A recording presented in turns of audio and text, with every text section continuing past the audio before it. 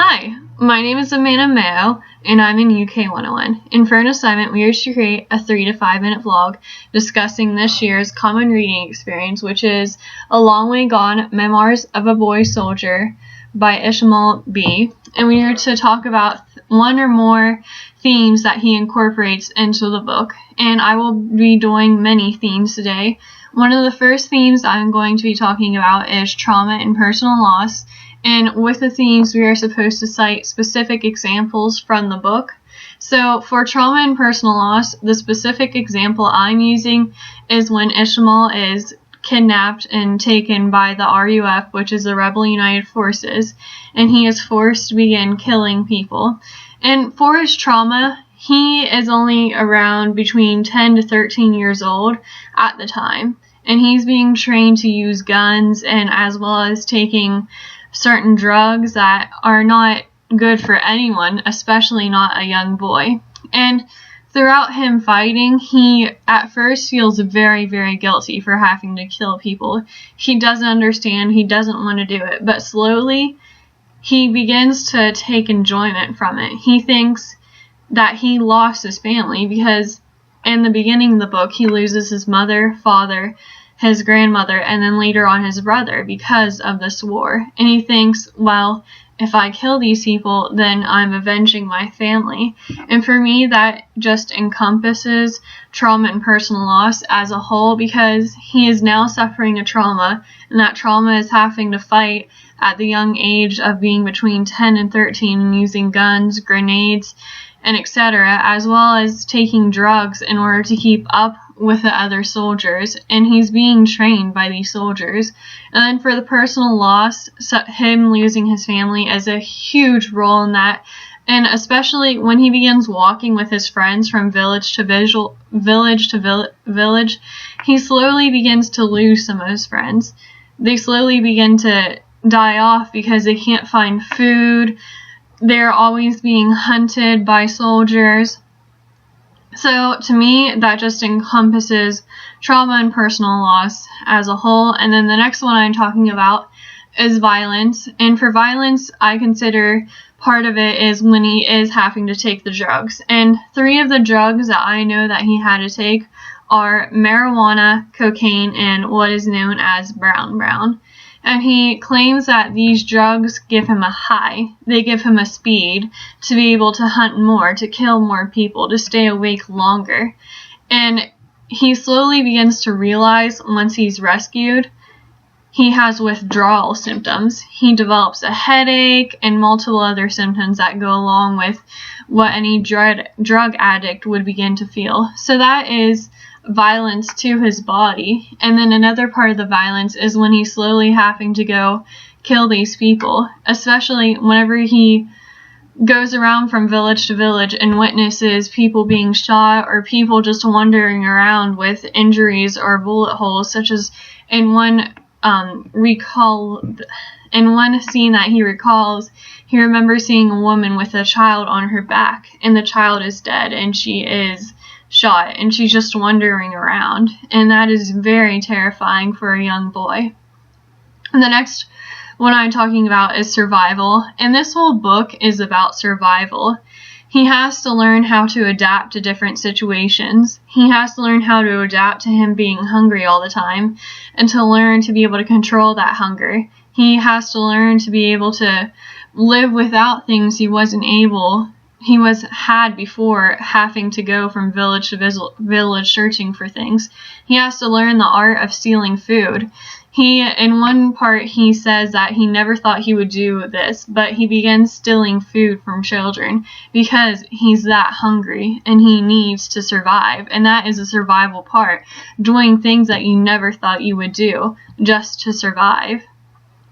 Another one is forgiveness, and for forgiveness, this one is at the end of the book more so, because he slowly begins to forgive the fact that he did kill people, because he feels very guilty for what he had done. However, it is not his fault, and he slowly realizes that with the help of counselors from UNICEF.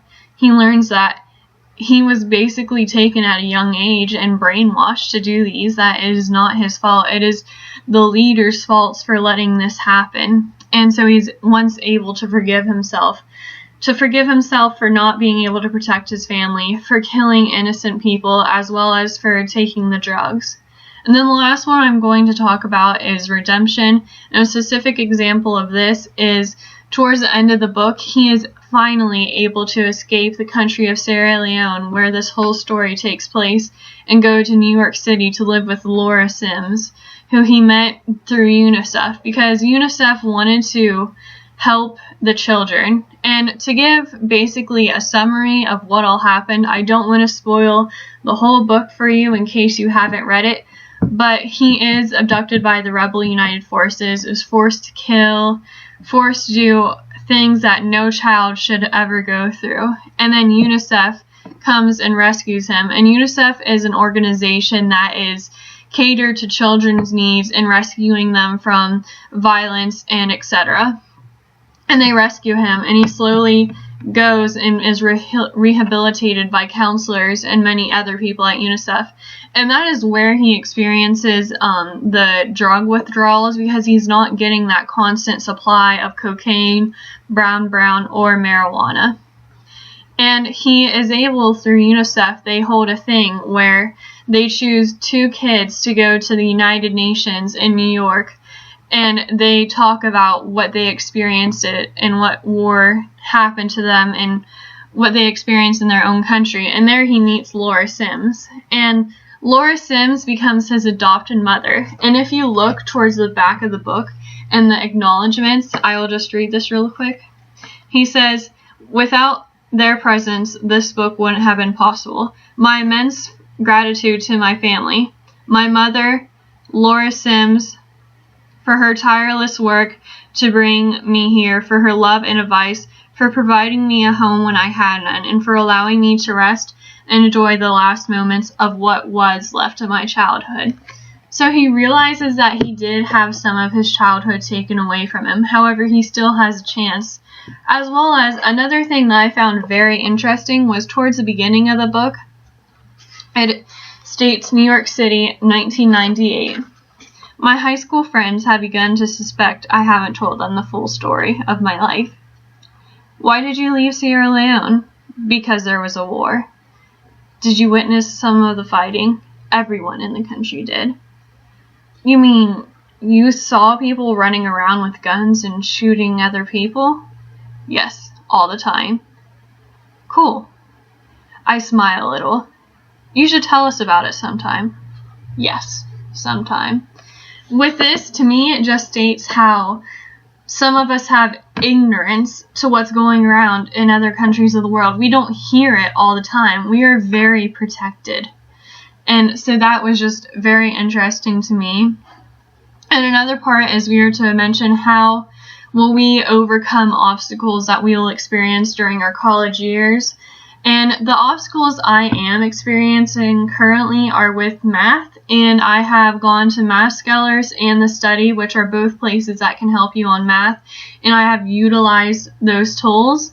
As well as another part is I have sometimes gone to the Writing Center and had them look over papers that might be due in a week, and I also utilize my professor's office times, their office hours, to my full advantage.